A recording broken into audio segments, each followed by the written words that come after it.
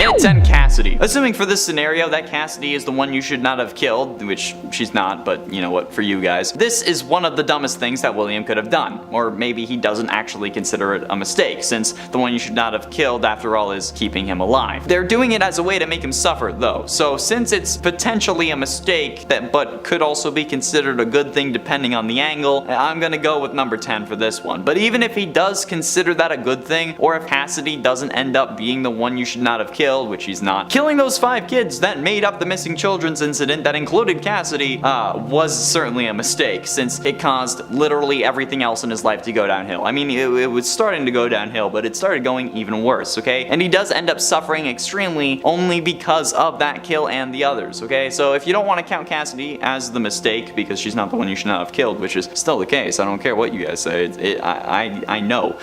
Count the missing children's incident itself as the mistake. And at 9, blueprints. There is no doubting what you've achieved on a technical level. These are clearly state of the art. There are just certain design choices that were made for these robots that we don't fully understand. We were hoping that you could shed some light on those. She can dance, she can sing, she's equipped with a built-in helium tank for inflating balloons right at her fingertips, she can take song requests, she can even dispense ice cream. With all due respect, those aren't the design choices we were curious about, Mr. Afton. This classic line of Afton being interrogated, I'm guessing, that plays the first time you open up Sister Location, just showcases how stupid this man is, okay? The cops know what these animatronics are capable of, and what they were designed to do. And you wanna know why? Because the blueprints are just readily available. This man included wireframes of a child being stuck in Funtime Freddy and just left it on his computer. What? Why would you do that? Well, that's so stupid. So when they found that, because you know obviously they're gonna search his computer, they instantly ended up being even more suspicious of him, and then they were keeping an even closer eye on him. That's also probably why he ends up starting to dress in the spring Bonnie suit even, maybe, which ultimately ends up screwing him over as well. So yeah, designing the Funtimes as killbots was definitely a bit of a mistake, but then leaving the wireframes on your computer was something even dumber, especially considering how one of them was meant to symbolize your dead wife, and the other one ended up killing your daughter. And at 8, Charlotte. While yes, Charlotte may have been Afton's first true kill, causing his descent into madness, this is more so because of what she really turns into. Because, like, somehow, this also didn't make Henry end Afton instantly, because if he had, I would understand that. But in the games, Charlotte ends up possessing the puppet, who then gives life to the other animatronics, which causes Afton to disassemble them and then release their spirits that then scare you into your spring Bonnie suit that crushes you, and then you start going even crazier. But even discounting the game aspect of her, like, killing being a mistake, in both universes where William kills Charlotte, Henry comes after him for it, which results in what should be his death multiple times over. And not to mention how in the books specifically, unbeknownst to her, she is an animatronic robot that was meant to replace the daughter that Henry had lost, but it's also revealed that the animatronic is also, her adult form is also Baby as well, who can switch between her human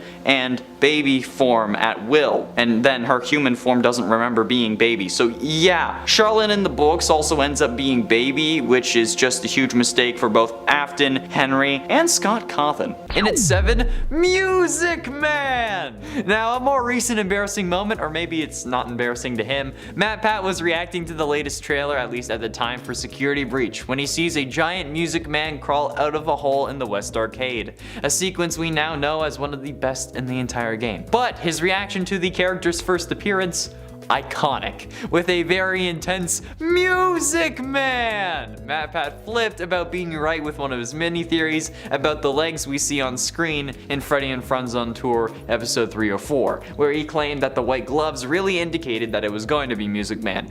But this moment was not only iconic, but kinda memeified, with me referencing it multiple times in various previous videos, and the internet even remixing this into a song that is so much of a jam even Snoop Dogg would bop to it. I mean, like, there's also the whole meme of crying child as a kid wearing any shirt with 2 stripes thing that was going around, and then I even used it in a thumbnail for Top 10 Gaming Elite. That's probably more embarrassing, but I haven't really gotten to talk about the whole Music Man thing, so I wanted to. And at 6, Panic. Honestly, looking back, panicking at all during a FNAF game is pretty embarrassing, since nothing can really hurt you, and while yes, in VR it definitely feels like you're really there, it's not really going to cause any danger to you. Although, I will say that I am totally a little bitch when it comes to horror, okay? The first time I played FNAF VR, I played it on the channel. And I'm already bad at normal FNAF, so playing it in VR was even worse, okay? I was even worse, which resulted in me running out of power on the first night, which is kind of my signature move. So, as the slowed March of the Toreador started playing, I was freaking out, and I knew that was pretty embarrassing.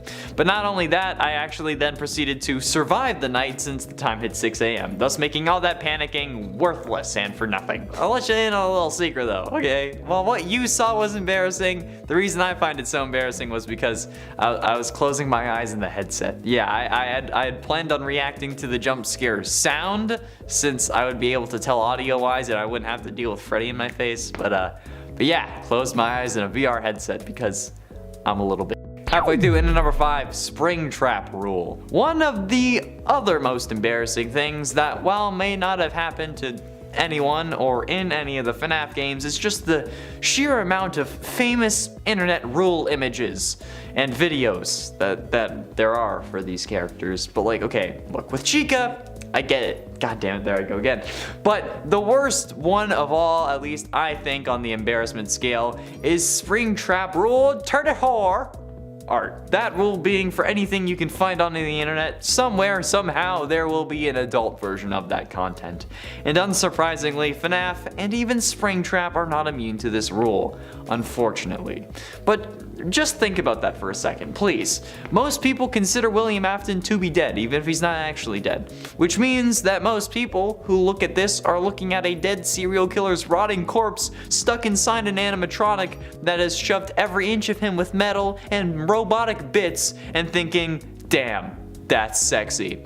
I've had people DM me these forms of Springtrap images before. Like, bro, what? Why? Like, he's literally a man who should be dead, but is being kept alive by the spirit of one of his kid victims, and you want to see him flog the dolphin? This is the reason that God left in Supernatural. God has left the chat. Jesus has left the chat. Allah has left. Everyone has left. Satan has left the chat. In at 4, FNAF 4 prediction. Oh, look at that. Once again, MatPat is on this list. However, I've made enough digs at myself. It's kind of equal, so I think it's allowed. But during the build up to FNAF 4, we really had no idea what was going on. And then once it released early on, MatPat thought that he had won, saying that in a rush to actually release FNAF 4, Scott missed a huge detail that made the game actually impossible, without even pointing out how anything is possible in a series about animatronics being possessed by the souls of children and a killer who literally can't die. The entire theory relied on the point that this was the bite of 87, something that last time I noted is one of the most embarrassing debates in all of FNAF history, saying that if the frontal lobe of the brain had been removed by an animatronic, the kid that we play as wouldn't feel fear, thus the nightmare animatronics were impossible. And you know what? This would have been true had this have been the bite of 87. However, we now know that that is not the case. But since MatPat was stuck in con season,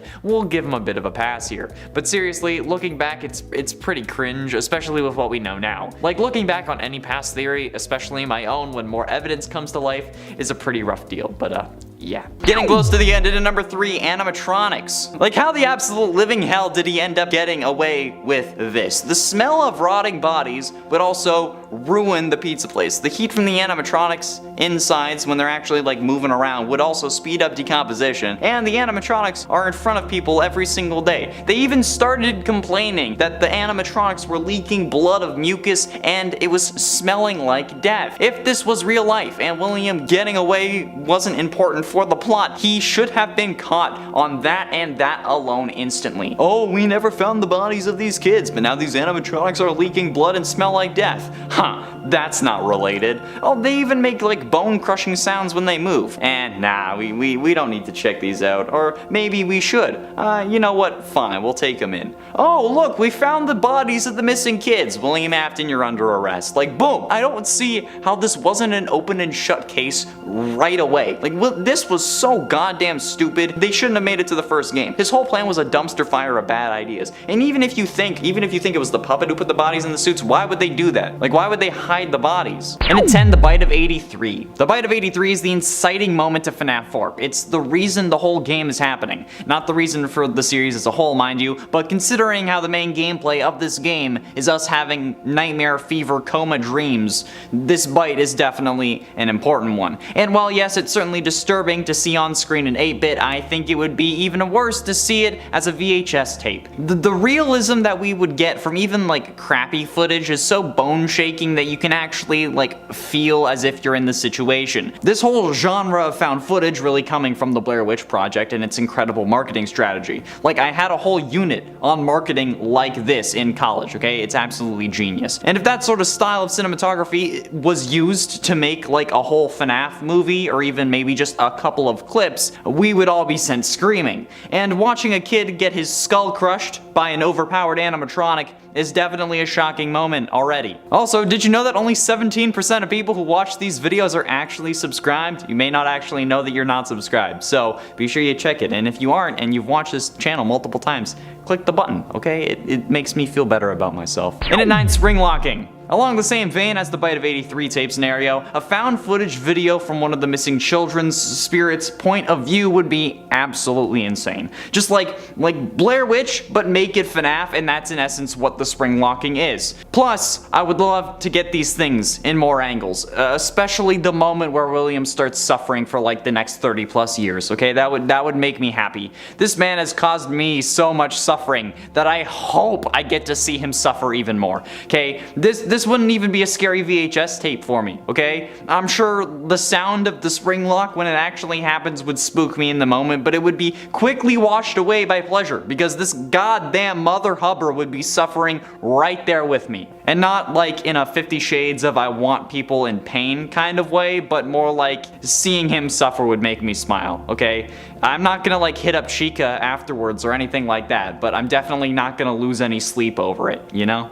And at 8, March of the Toreadors. If you're confused by this number, don't worry, I'm going to explain it real quick. March of the Toreadors is the name of the song that plays when you run out of power in FNAF. It's the song that plays leading up to Freddy's jump scare. It's also slowed down for the games, and it's a song released by Georges Bizet, released in 1875, and from my understanding, now in the public domain. And while that's interesting, I mainly use the name to illustrate the part of the game that I'm talking about. Having a tape or a Blair Witch style video of you running out of power would be absolutely terrifying, okay? I can imagine it. And if it was made in a realistic way instead of being something like FNAF VR or otherwise with just like some filters thrown on top of it, if it was actually real, it would be terrifying. Okay, that's the kind of thing that would give people nightmares, and actual nightmares, not like the ones that I have where I just wake up panicking, then I'm like, oh wait, no, like actually scary. And at 7, Henry. And while we did mention killing Charlotte, why didn't you off her dad after you realized that he knew everything? Like, why did you think that killing Charlotte would not have any consequences? Like, you killed your business partner's daughter. That's gonna be pretty obvious to him, especially when he already suspected you were up to something, hence the green bracelet that he gave her,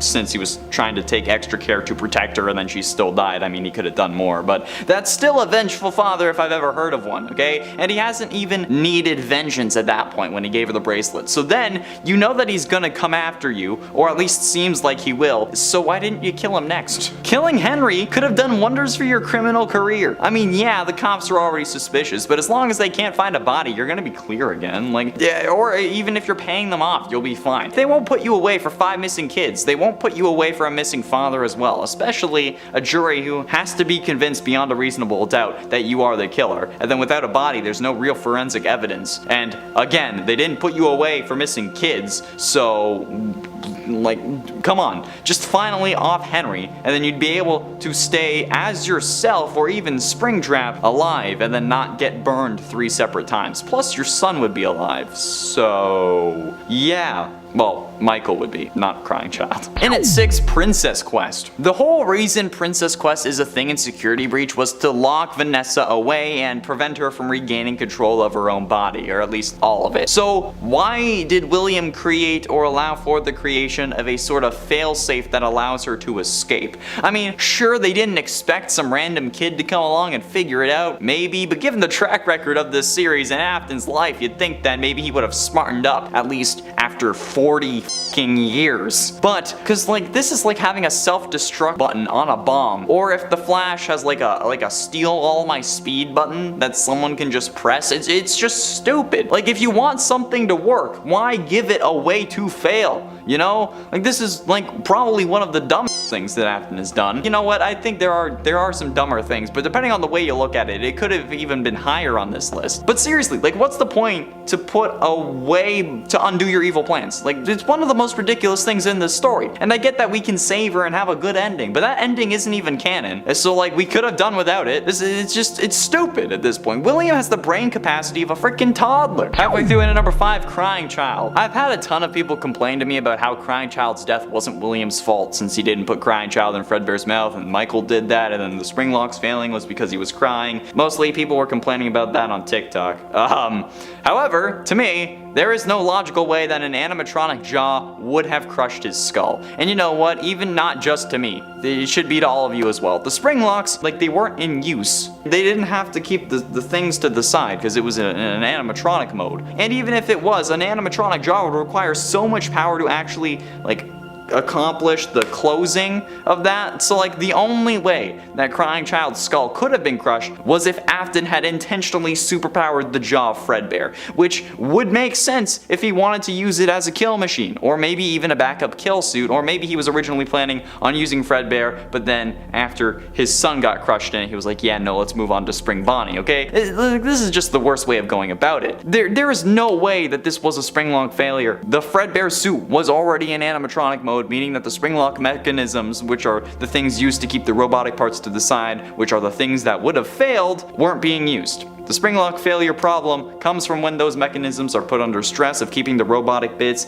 away from the person inside the suit, and then they fail, and then that's when all the metal parts go back to where they were. So if it's in robot mode, the Springlocks can't fail because they're already in use, okay? Keep in mind, again, the term for Springlock in this context is referring to the parts that move the robotic bits away instead of the actual suit, which is also sometimes referred to as a Springlock, but I'm talking about the actual bits that would have failed because they weren't in use. In at 4, Elizabeth. Speaking of mistakes, what about your daughter?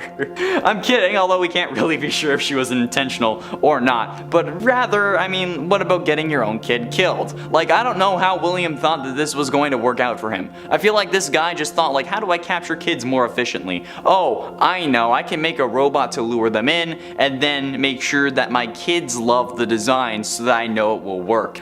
Hey, honey, come here, Dad wants your help designing this thing. Like, what? Because like, then Elizabeth ends up making the most predictable move ever, and then going directly against her father's instructions to see the robot that is basically perfect in her eyes. Like, bro, like, William, why did you think that this was ever going to work out in your favor? Why did you think that this was going to just be all peachy? When has a kid ever listened to a parent, especially at seemingly what her age is, especially when they might be loaded because you have a successful entertainment business, okay? Spoiled rich kids listening to their dads when they say not to touch a giant robot made specifically to appeal to their generation? Yeah, great idea. You are a special kind of stupid. Just like, add a blacklist of kids not to take. Really. I mean, you have facial recognition tech in FNAF 2, so come on, just set up a blacklist. Just do it. Wait. Listen to the Shia LaBeouf and just do it. Getting close to the end, and at number 3, the Afton ending. Okay, well, if you don't want to have the whole security breach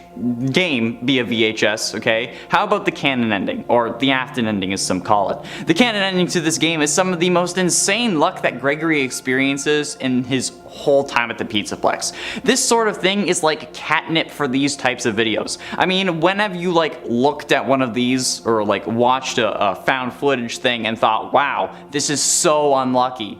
Never. Okay, they always somehow end up having like lucky thing after lucky thing happen to them. So let's take us falling into the room and then fighting off these robots.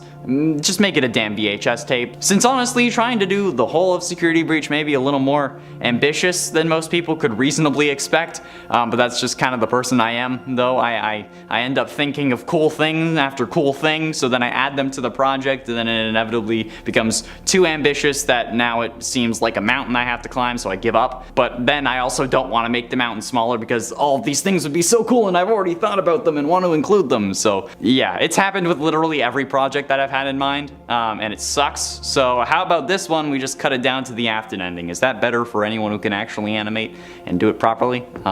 I hope so. Penultimately, in at number 2, The Claw. Elizabeth Afton getting grabbed by Baby is one of the most terrifying moments in the series. Possibly because Crying Child might have seen it, which would explain the mouths on the nightmare animatronic stomachs. However, if we were to see a tape of this moment from Crying Child's perspective, whether that detail be canon or not, oh my freaking god, that would be so utterly terrifying that we may actually, I might actually freeze, okay? I don't know how to explain why a kid hiding in the bushes while his sister is grabbed by an animatronic claw while trying to get ice cream would be so shocking and horrible, except for how I just did it. But especially considering that this kid ends up turning into an absolute psychopath after this, and by that I mean Elizabeth, not Crying Child, but still, okay? The found footage that's of someone hiding for some reason is always scarier than someone who's in the middle of the action, because I feel like if you're hiding, you can point the camera at the scene, but if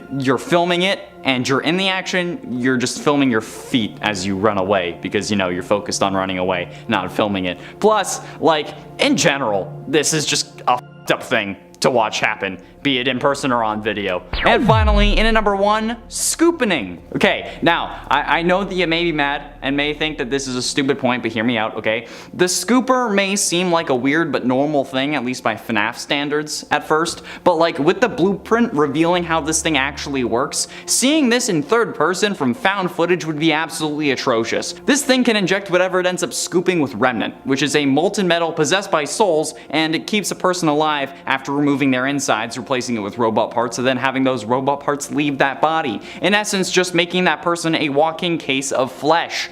Do you really want to watch that happen from a security camera? Or even just watch it happen to someone else, okay? No. In Sister Location, we see it in first person, okay? All we see is just basically a mighty machine digging into our body. But from the outside looking at Michael, we would see so much more. And if it's from Ennard's perspective, it would only be worse. Number 10, Mermaid Chica. I don't think we really needed a Chica mermaid, and yet that's something we got. Mermaid Chica appears in Security Breach, and she's actually originally from Help Wanted. She was more creepy looking there actually, which is kinda awkward in its own way. But in Security Breach, Glamrock Mermaid Chica only appears as a cutout, and she is looking weirdly attractive and flirty? I don't know if it's just me seeing that, but her design has definitely been made less creepy and more cute at the very least. This version of Chica also doesn't have a cupcake, but instead has an oyster to supplant her little animatronic cupcake sidekick. And if you didn't already know, we have a new channel that you need to check out. It's the next biggest thing, and you'll want to be one of the first 100,000 subscribers, trust me. It's Most Amazing Top 10 Anime. Press pause, go sub, then come back and join me as we count down. Number 9, getting the Fazwatch. Another strange thing in the world is when you as Gregory berate Glamrock Freddy for talking so loudly. One, it's pretty awkward how inherently rude Gregory seems here and just in general. Freddy only seems to want to help, but Gregory constantly criticizes him for doing even that, complaining that the booming volume of his voice could all too easily attract the security guard Vanessa, who Gregory does not trust and doesn't want to find him, which kinda also seems suspicious. What are you hiding, Gregory? Why don't you want security to find you? But the other weird thing is that before this, you were in Freddy's chest cavity, and in order for him to communicate with you without being outright heard, he decides to give you a Fazwatch.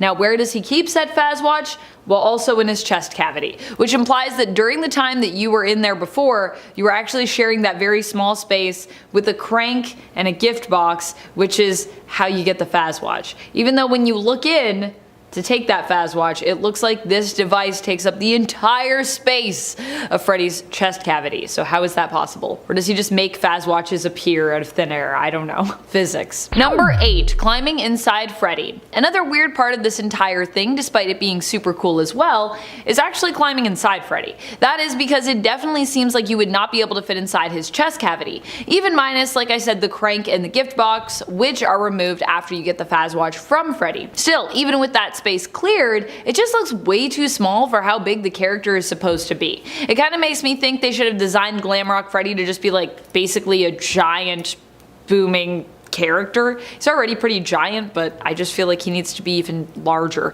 so the scaling would work better in your mind. But also, then he'd probably be like way more intimidating and kind of scary, and they probably wanted to make sure he stayed, you know, kind of like approachable and friendly looking, since he's supposed to be kind of like your pal in the game. So I get it, but it still is super awkward because it doesn't feel like it makes any spatially logical sense for at least enough for this to even be possible. And it's 7, Midnight Motorist. While the gameplay of Midnight Motorist itself is pretty simple, the intrigue comes from the hidden lore that we get from this game, all of which is fairly well known to my knowledge. I'm pretty sure everyone knows it, actually. You know how it's called later that night in the files, and the secret area at the bottom that leads to the whole other section with the Mustard Man and whatnot? Okay, good, glad we're caught up. So, imagine that whole Mustard Man minigame section as a VHS tape. That would be pretty damn freaky, right? I mean, like, especially given the location and the fact that this is a house alone in a clearing in the woods, okay? Very Blair Witch Until Dawn kind of location there, alright? And even if you want to just use the gameplay of the minigame itself, that's still pretty terrifying. And you know what? Maybe even more so. I've said this multiple times, but the idea that anyone we pass on the street could have just walked away from a gruesome murder is something that is, I think, at least, is one of the scariest realities we all face. Like, I've made jokes like you're only alive because every human you've seen has chosen not to kill you, and in reality that has way more truth to it than you would think. And this VHS tape would be like any other. But considering how later that night is commonly seen as later in the night William killed Charlotte, I think the implications of it would be pretty horrifying. And at 6, security breach. All of it. Considering how there are cameras all over the Pizzaplex that we are able to tap into somehow using our Fazwatch, I think it's fairly safe to say that this would be a realistic idea. And honestly, I think all the security breach moments could work as a tape. I mean, like, come on, okay? Especially when Vanny distorts the camera around her and makes herself invisible to Freddy, okay? An invisible psycho bunny out for blood chasing a kid around a giant Chuck E. Cheese mall for 6 hours? Tell me that doesn't already sound like a horror movie. Especially when you throw in like the low quality video that is associated with old security cameras and VHS tapes, okay? Slap on top of that some well-placed static at intense moments and boom, you have yourself the next Paranormal Activity series. I just think that the concept of security breach as a whole would do well with this style of video. But if you want me to be more specific, give me a minute and I will be. Halfway through into number 5, finding Springtrap. Now, this is a moment that we actually didn't get to see, but the guys who opened Fazbear's Fright in FNAF 3, they found Springtrap in that back room, right? So why not have a tape of them actually finding the body? That would be some freaky shit, man. Especially considering how we know exactly what happens because of this discovery. The pathetic fallacy of these guys not knowing what they've done, but everyone watching knowing what this leads to already creates a pretty damn compelling feeling. But then throw in the horror and the fact that we know it's William Afton hardly clinging to life because he's stuck here until the one you should not have killed decides to let him go, and it just gets worse. But they also think that it's an animatronic that somehow just still works. So yeah, definitely something that would be an insane tape. Add to that the fact that we haven't actually seen this before, and I think we all love it. And at 4, Security Puppet. Another minigame from FNAF 6 that I think would make an incredible video, Security Puppet. And I mean like the whole finding Charlotte dead outside in the rain thing, not the whole do nothing until the final round because the green bracelet is stuck outside thing, okay? Because genuinely seeing this from the puppet's POV with like the green bracelet being highlighted and maybe even the only thing that is actually in color on the screen would make this so much more impactful, okay? The pain that the viewer would feel as we slowly crawl out to her bleeding body would be insane.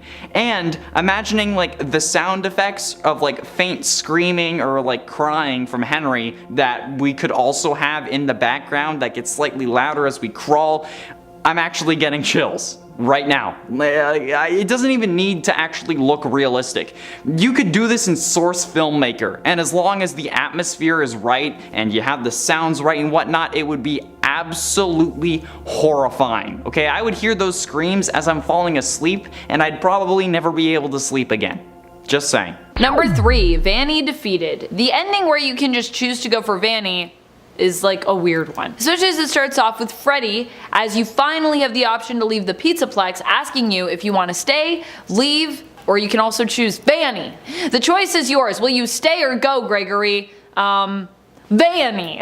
Lol, what a strange response even. Vanny.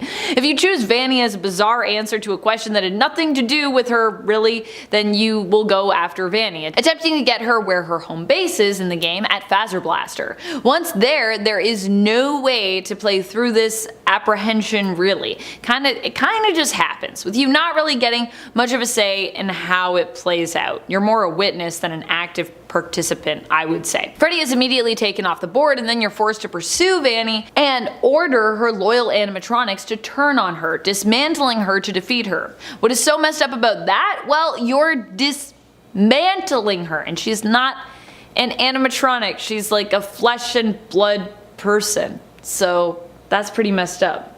Dismantling.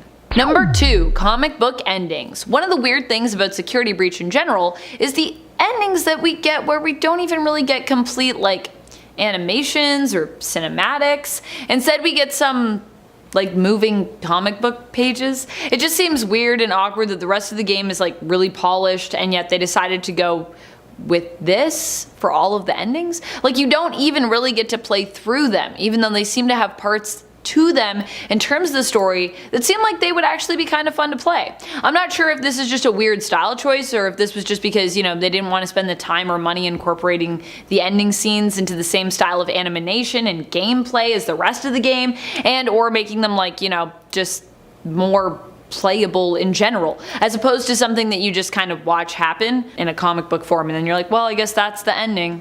Cool. Number 1, the elevator. Probably one of the most awkward parts of Security Breach is the elevator interludes, when you have to get in the elevator with Freddy and you're just kinda there for a while. Especially because as soon as you're in close quarters, it becomes clear how weird and freaky Freddy is just in general. As soon as you're forced to focus on him, you'll notice how he creepily just like stares at you, almost obsessively, and because you're in close quarters, Glamrock Freddy will continuously kinda just open and close his chest cavity, preparing or like offering for you to like jump inside it.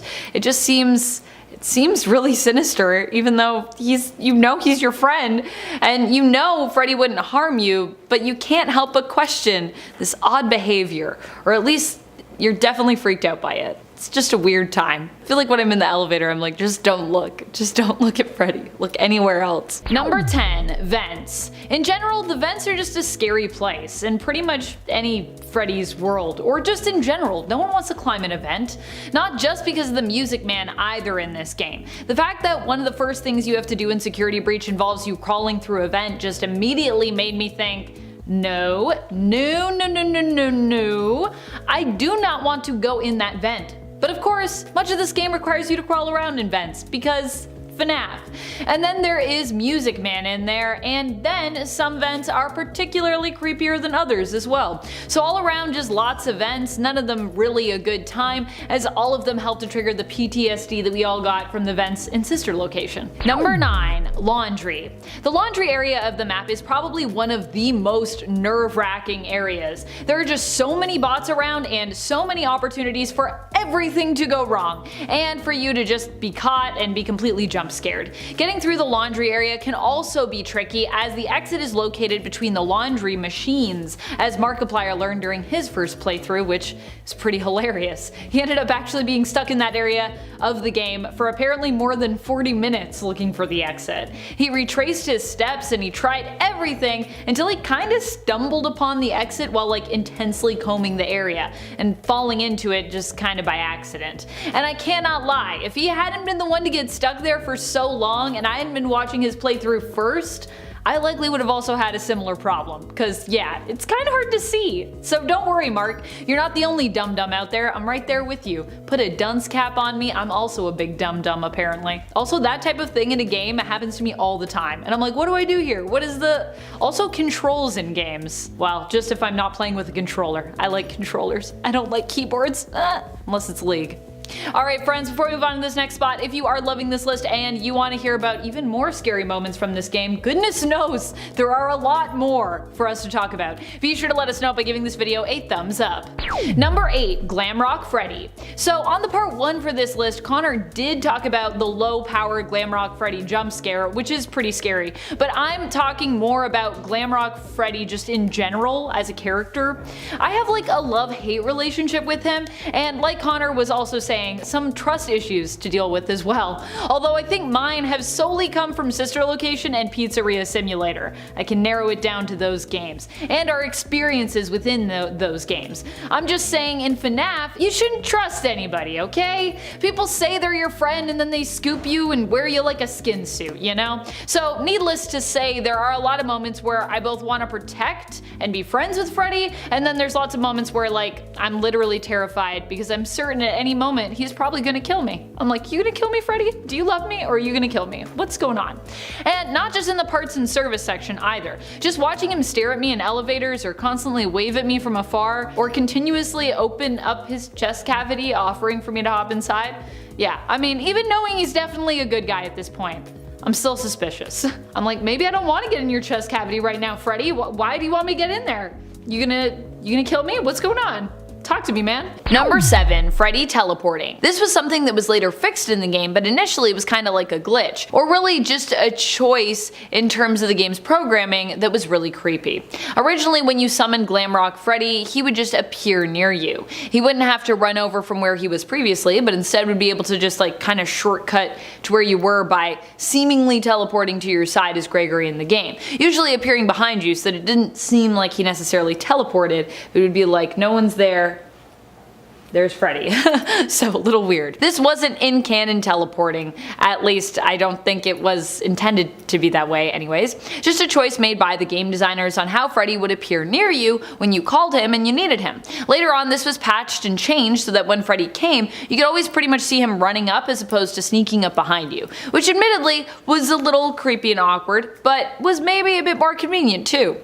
Also, I don't even know if it was less creepy and awkward than Freddy like charging towards you, which is also kind of scary admittedly. Number 6. Having a crush on Chica. Obviously, we all have a crush on Chica. There's nothing awkward about that, right? But there is something really awkward about how much Gregory seems to enjoy doing harm to animatronics. That for sure is awkward. Case in point, when we are forced as Gregory to get Chica into the trash compactor so we can literally have a crush on her by crushing her. Not only do you as Gregory turn on the trash compactor with Chica in it either, but you are also forced to literally push her into it and then watch as she's crushed right before your eyes. Though really you'd think backing up here would make more sense. As a result of staying there to watch, you actually end up being dragged down into the garbage chute, and all because Gregory seems to be more obsessed with watching Chica like get crushed up close after pushing her in than his own safety. Which is also in itself pretty awkward and disturbing. Like I love how Gregory pushes her and then he's just like, yes, yes, be destroyed. Gregory is definitely gonna grow up to be an interesting adult. Number 5. Taking Roxy's eyes. It doesn't end with crushing Chica. It really only continues to get worse from there. Although I guess if, like me, Chica is one of your favorite animatronics, then it already starts out pretty bad. I don't know about you, but I really didn't want to crush Chica. With Roxy, at least for many of us, she's kind of like one of the most annoying characters in this game. Although, of course, if there are any major Roxy fans out there, please let me know in the comments. If you actually happen to like Roxy, that's cool too. If you don't find her annoying, that's fine, but she kinda annoying. With Roxy though, we literally need to take her eyes out of her head, which is, well, there's no other way to say it, it's pretty gruesome. And once again, Gregory does this all by himself, which is disturbing. Awkward and disturbing. I mean, we don't see it, but we hear it. We know what's happening. Number 4. Confessing to Freddy. Another bizarre thing that happens in the game happens as the result of you as Gregory stealing all the animatronics parts to, you know, upgrade Freddy with. You basically have to confess to Glamrock Freddy at one point that yes, you stole these pieces from the bodies of his friends. Basically, dismembering and mutilating them. Which, yeah, it doesn't sound too good, does it? It's already awkward enough to have to do this in-game and watch as Gregory does so almost with seeming delight, but then to hear how casually Gregory plays off, sharing where these pieces came from, and to hear Freddy be so sad about it, oh boy, it's an awkward conversation to listen in on, never mind technically be a part of. Freddy's like, my friends, and you're like, well, you know how it is. Sometimes I gotta destroy your friends, Freddy, just don't worry about it. I'll be your friend. I'll be your friend. Number 3, control room. The whole control room segment is pretty terrifying, especially as it feels a lot like classic Five Nights at Freddy's, which we already know is terrifying because we've experienced it. During this segment of the game, you end up triggering an alarm which alerts Montgomery Gator and Roxanne Wolf to your presence and sees them try to enter the control room backstage to get you as Gregory. The really scary part is that this time around, doors are not actually enough to protect you, as Roxy and Monty can basically just open the doors. Instead, you have to shock the doors as they try to get to them by keeping an eye on the security cameras to know when they're there, and then running over to the door to electrify it by pressing a button and preventing them thereby from entering. The whole thing gives me the feels of classic Freddy's games with like a little mix of sister location as well, with the shocking and the buttons. While this is all going on, you need to keep an eye and an ear out for Freddy, who also needs help getting to you. When he appears on a monitor, you have to hit its corresponding button to help open the doors for him so he can come rescue you before time runs out. Number 2, red light, green light. Connor talked about the endos in general on part 1 of this list, but I want to talk about the actual act of playing red light, green light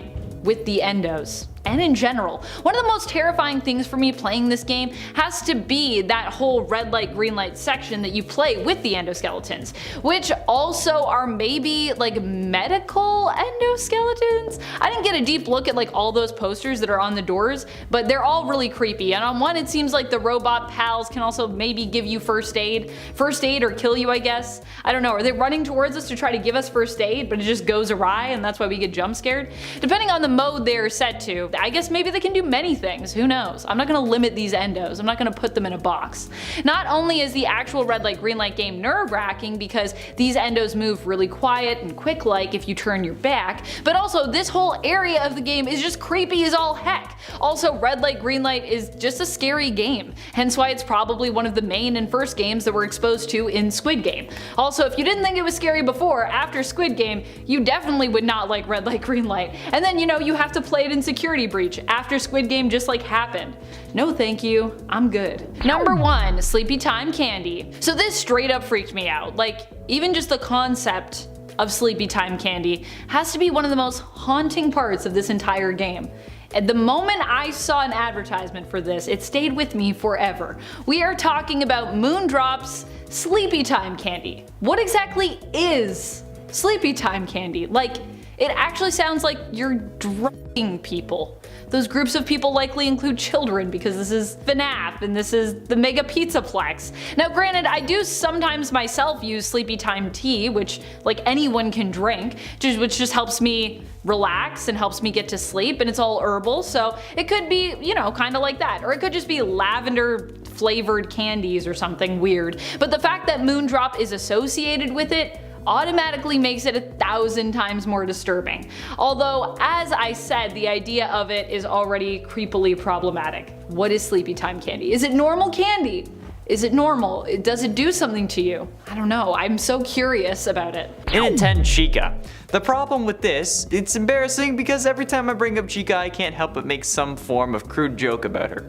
And not like a stupid joke like Kentucky Fried Chica like I did for Top 10 Tastiest Animatronics and for that thumbnail. Instead, what I did for number 1 of the Tastiest Animatronics list, where I put Toy Chica as number 1 then said it was obvious as to why she was at the top, because she is one.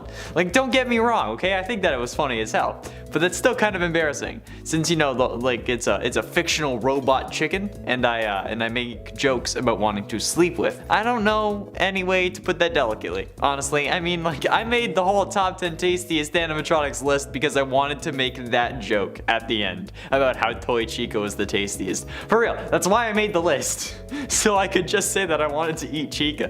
Yeah, Embarrassing. That video was made when we only had 90 FNAF videos on the channel though. 300 later, and I cry anytime I hear a nose honk. And at 9, 5 honks at Cali's. And by Cali, I mean California. Since back in 2014 when the first FNAF game came out, Smosh Games did their first FNAF game bang, as they were calling it. Game. YouTube game, where they all played a round of the game, and the person who survived the shortest amount of time before getting killed had to put on a werewolf costume and dance around in the street in an attempt to get 5 cars to honk at them, only being able to take the costume off when they did. Now, this would have been more embarrassing if it wasn't Lasercorn who got punished, or maybe now I just think that that would be way too fun, but honestly, I remember this video so fondly, and at the time, I thought it was pretty embarrassing.